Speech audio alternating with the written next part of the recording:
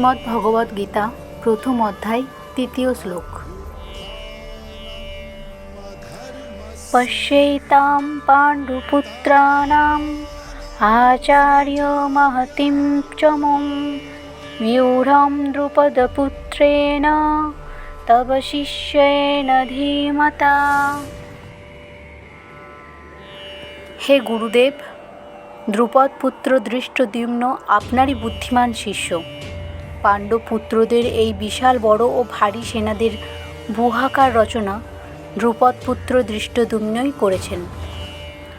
ব্যূহাকার রচনার মানে হচ্ছে কোনো বিশেষ উপায়ে সেনাদের যোদ্ধা দাঁড়িয়ে আছে, একটা এমন ভিউ যেখানে এই সেনাদের মাঝে প্রবেশ করা অসম্ভব হয়ে থাকে।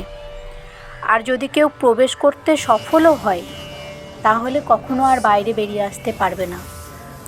বন্ধুরা, যখন শত্রু ও সমস্যাকে আমরা দেখি তো ওটা অনেক বড় ও জটিল দেখতে পাই, আর মনের মধ্যে একটা ভয়ও থাকে। কিছু করেও যদি এই সমস্যায় জড়িয়ে যায় তাহলে কি এই সমস্যা থেকে বেরিয়ে আসতে পারবো? আমি কি এই সমস্যাকে হারিয়ে জিততে পারবো? ঠিক এমনই চিন্তাভাবনা দুর্যোধনের মধ্যেও হচ্ছে।